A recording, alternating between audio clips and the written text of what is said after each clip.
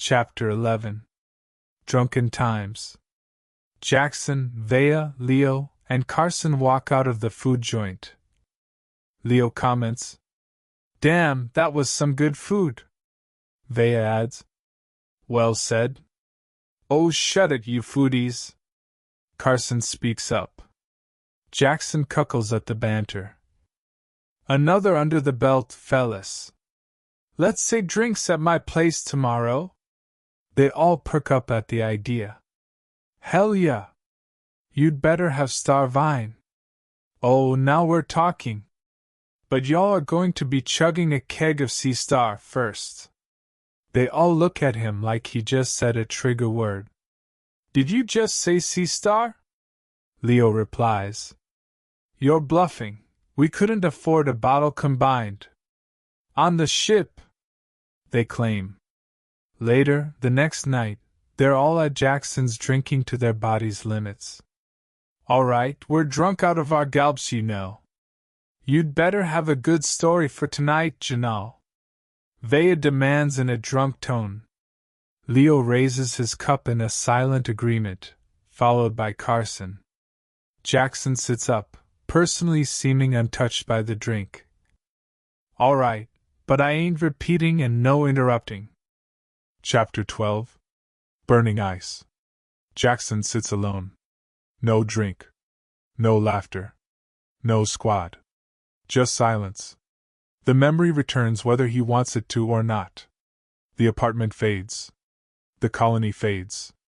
Helios fades. And he is back on Europa. The sky was black. The snow was red. The guns never stopped. Jackson remembers that first. Not the explosions. Not the bodies. The guns. For 3 months they never stopped. Every hour. Every minute. Every second. Something was firing. Rail guns. Artillery. Missiles. Orbital strikes. Everything. Europa shook itself apart under the punishment. A younger Jackson crouches inside a trench carved through ice. His armor is damaged. His rifle is damaged. His body is damaged. The only thing still functioning properly is training. And training doesn't care if you're tired. "Status?" Nobody answers. The squad beside him is dead. The realization hits him for the 100th time. He is talking to ghosts. Jackson slowly stands. Snow whips across the battlefield. Visibility is almost zero. The enemy is invisible. They don't need to be. The artillery knows exactly where everyone is. A shell lands. The trench disappears. The world becomes white. Then black. Then white again. Jackson pulls himself from the rubble. His ears ring. His left arm doesn't respond. He forces it to. A radio crackles. A familiar voice. Young Admiral Leon. Still a captain back then. Still trapped on Europa with everyone else. "Jack!" Jackson grabs the radio. "I'm alive." A pause. Then Leon answers. "Unfortunately." Jackson laughs. A terrible laugh. The kind soldiers make when death becomes routine. "How bad?" Leon asks. Jackson looks around. The battlefield stretches forever. Broken tanks. Broken mechs. Broken men. Broken everything. Bad. Another shell lands nearby. Either reacts. That was Europa. Eventually, the explosions stop being terrifying. Eventually, why they become weather. Leon finally speaks. "Orders came down." Jackson already hates hearing that. "What now?" "They want Hill 17. Silence. Hill 17. The most contested location on Europa. A frozen mountain of corpses. Millions had already died for it. Nobody even remembered why. Jackson sighs. "Of course they do." The radio goes quiet. Both men know what comes next. Neither wants to say it. Finally, Leon speaks. "You'll take it." Jackson closes his eyes. "Roger." And the battle begins again. Chapter 13. Pain in the Quiet. Back on New Vine. Jackson sits on the couch. The bottle is half empty. The listeners are nearly unconscious. So what happened next? Someone asks. Jackson stares into his glass. We took the hill. They wait. That's it. Jackson nods. Thousands died. Silence. We took the hill. The room grows quieter. Even when drunk, they understand. Jackson continues. We held it. A pause. Then the command abandoned it 3 weeks later. Nobody laughs. Nobody jokes. Jackson takes another drink. War. Nobody argues. Chapter 14. The Emperor's Court. Far from Helios. Far from Sol. Far from any human chart. The capital world of Veldon Prime glowed beneath a sea of lights. The imperial citadel sat atop a mountain-sized plateau overlooking the endless city. Thousands of ships moved through the skies below. Military. Civilian. Merchant. All beneath the gaze of the Empire. Inside the citadel, Emperor Codex sat upon a raised platform overlooking a chamber filled with officers. Admirals. Governors. Military advisors. Scientists. All waiting. The room remained silent until a single officer stepped forward. Admiral Curtis. He bowed. Your Majesty. Codex nodded. Report. Curtis activated a projector. The image of Helios appeared above the chamber floor. The room immediately grew attentive. 3 months ago, Curtis began, our patrol ship CSS Gracious was destroyed. Several officers shifted uncomfortably. Nobody liked discussing failures. Especially not one this severe. The attacking vessel has now been identified. A new image appeared. The RSS Pantheon. Several murmurs spread through the room. The ship looked wrong. Too heavily armored. Too large. Too clean. One officer frowned. That is a dreadnought? Yes. The room became noticeably quieter. Curtis continued. The Gracious was destroyed in a single salvo. Now nobody spoke. A single salvo. Not several. Not prolonged combat. One. That was concerning. Another image appeared. The remains of the ship. Twisted wreckage. Broken armor. Scattered debris. The room remained silent. Estimated casualties? Entire crew. The silence became heavier. Emperor Codex finally spoke. Continue. Curtis obeyed. Additional reconnaissance confirms the unknown species has established a permanent colony on Jade. The image changed. Human construction sites. Shipyards. Orbital stations. Cities. Mining operations. The speed of development surprised even some military officers. One governor frowned. How long? 5 months. The governor blinked. Impossible. Curtis shook his head. Unfortunately not. Another officer stood. Population estimate? 3 million settlers initially. The room erupted. What? 3 million? How? Where did they come from? Codex raised a hand. Silence returned instantly. Curtis continued. Current estimates suggest over 4 million already. The room became uneasy. Nobody colonized worlds that quickly. Not even the Empire. One of the scientists finally spoke. What are they? Curtis looked toward him. We do not know. The scientist frowned. No records? None. No language matches? None. No biological data? Curtis paused. We have some. The image changed. The dead body from Fort Jade. The room stared. A humanoid. Not Veldon. Not any known species. The scientist stepped forward. Where was this obtained? Recovered from an abandoned station. Cause of death? Curtis sighed. 3 rifle rounds. Several officers laughed. The scientist did not. He zoomed in on the wounds. Then his expression changed. Wait. The room looked toward him. He enlarged the damage. The projectile channels extended through most of the torso. Armor. Bone. Organs. Everything. The scientist looked disturbed. What caliber? We don't know. Find out. The scientist stared at the image. Whatever weapon caused this is absurd. Curtis nodded. There is more. The image changed again. This time showing the RSS Pantheon. The dreadnought carries 7 primary railguns. The room remained quiet. Estimated muzzle velocity exceeds our current naval standards. Now, nobody looked comfortable. Not even Codex. Curtis took a breath. Then delivered the part nobody wanted to hear. Our intelligence division believes this species has intentionally hidden itself. The room froze. Codex leaned forward. What? Curtis zoomed the map outward. Toward Sol. Toward territory no Velden vessel had ever bothered exploring. For thousands of years, they have existed beyond our observation. A long silence followed. The implications were terrifying. An empire did not simply appear overnight. Especially not one capable of fielding dreadnoughts. One governor finally asked the question everyone was thinking. How many ships?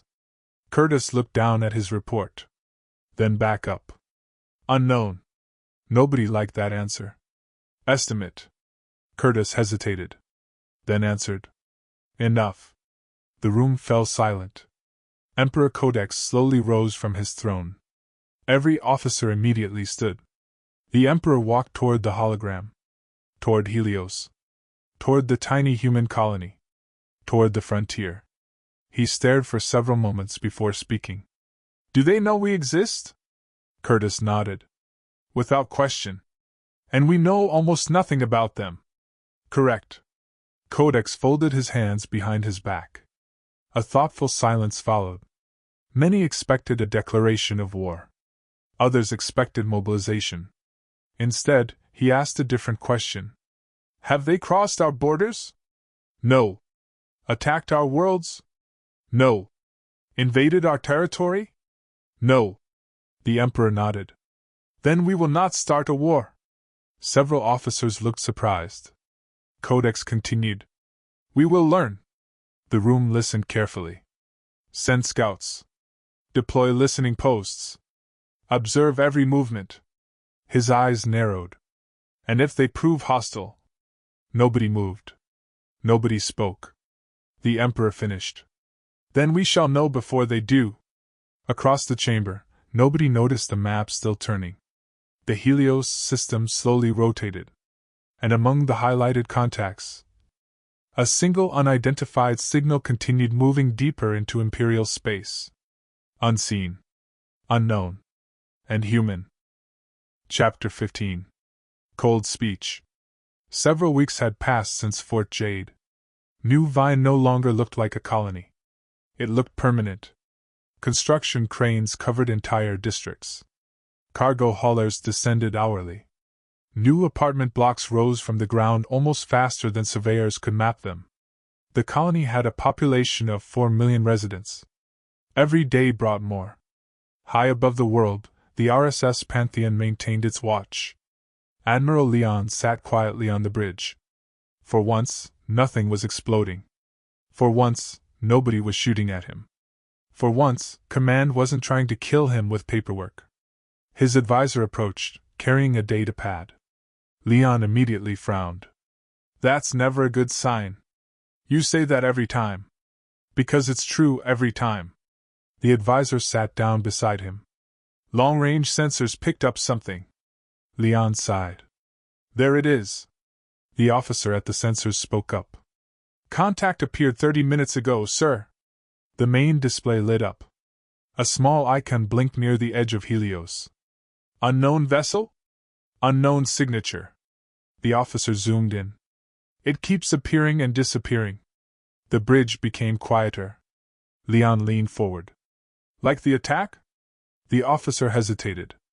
Some similarities. That got everyone's attention.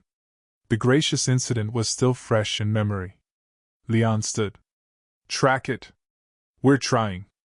Try harder. The officer nodded. Yes, sir. Hours passed. The contact continued moving. Slowly. Carefully.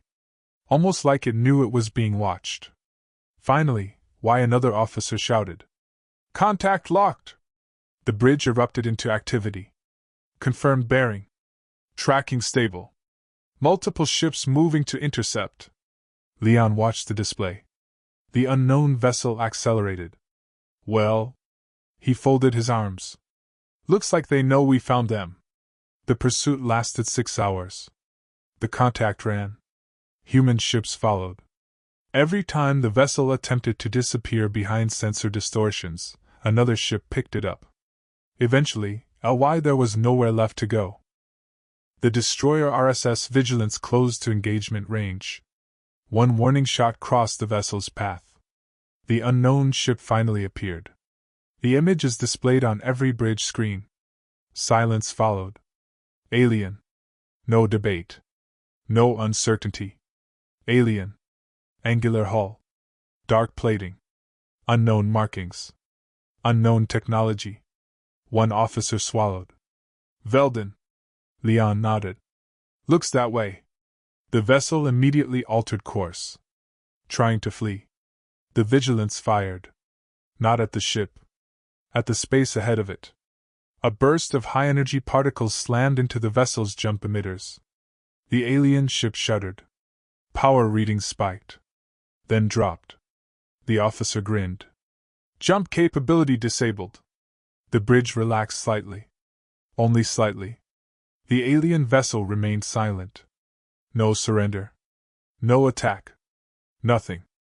Then the scans changed. Sir? What now? Power fluctuations. The display lit up. Compartment after compartment vanished from sensors. Bulkhead sealed. Sections powered down. Internal communication ceased. Leon immediately recognized what was happening. They're locking down. The advisor nodded. Or destroying something. The bridge fell silent. Everyone understood. Intelligence. Data. Records. Everything they wanted. Leon thought for only a moment. Get me, Jackal. Jackson was halfway through lunch when his wrist screen activated. He stared at it. Then sighed. Vea immediately noticed. What? Jackson stood. Command. The entire table groaned. Leo nearly dropped his drink. No. Yep. Carson looked annoyed. We just got back. I know. Layson shook his head. We're cursed. Jackson checked the message. His expression became serious. Actually, that got their attention. What? Gear up. Nobody asked questions. The tone told them enough. The shuttle approached the alien vessel carefully. Its hull was larger than expected. Not military. Not civilian. Something in between. Observation CRA, FT perhaps. Intelligence. Reconnaissance. Whatever it was now dead in space. The destroyer RSS Vigilance closed to engagement range. One warning shot crossed the vessel's path. The unknown ship finally appeared. The image is displayed on every bridge screen. Silence followed. Alien. No debate. No uncertainty. Alien. Angular hull. Dark plating. Unknown markings. Unknown technology. One officer swallowed. Veldon. Leon nodded. Looks that way. The vessel immediately altered course. Trying to flee. The Vigilance fired. Not at the ship. At the space ahead of it. A burst of high-energy particles slammed into the vessel's jump emitters. The alien ship shuddered. Power readings spiked. Then dropped. The officer grinned. Jump capability disabled. The bridge relaxed slightly. Only slightly. The alien vessel remained silent. No surrender. No attack. Nothing. Then the scans changed. Sir? What now? Power fluctuations. The display lit up. Compartment after compartment vanished from sensors. Bulkhead sealed. Sections powered down. Internal communication ceased. Leon immediately recognized what was happening. They're locking down. The advisor nodded. Or destroying something. The bridge fell silent. Everyone understood. Intelligence. Data. Records. Everything they wanted. Leon thought for only a moment. Get me, Jackal. Jackson was halfway through lunch when his wrist screen activated. He stared at it. Then sighed. Vea immediately noticed. What? Jackson stood. Command. The entire table groaned. Leo nearly dropped his drink. No. Yep. Carson looked annoyed. We just got back. I know. Layson shook his head. We're cursed. Jackson checked the message. His expression became serious. Actually, that got their attention. What? Gear up. Nobody asked questions. The tone told them enough. The shuttle approached the alien vessel carefully. Its hull was larger than expected. Not military. Not civilian. Something in between. Observation CRA, FT perhaps. Intelligence. Reconnaissance. Whatever it was now dead in space. The realization hung over everyone. They were hunting. And being hunted. Several hours later, they found the final door. Massive. Armored. Locked. Life signs appeared behind it. Several.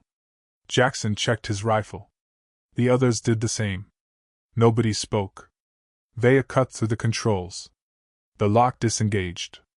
A heavy thud echoed through the corridor. Jackson nodded. Leo kicked the door. The compartment opened.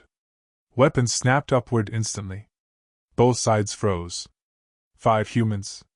6 aliens. Rifles aimed. Nobody breathing. Nobody moving. The aliens were taller than expected.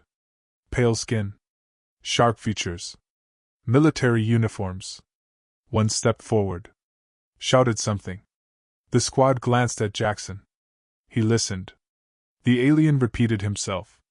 Demanding. Aggressive. Nervous. Jackson slowly lowered his rifle. Just slightly. The alien's eyes narrowed. Then Jackson spoke. Not English. Not a human language. Velden. Clear. Fluent. Perfect. We are not here to kill you. Silence. Absolute silence. The aliens stared. The squad stared. Nobody moved. Nobody breathed. For several seconds, as the entire room froze. Because for the first time since humanity had stepped into the wider galaxy, the unknown had spoken back.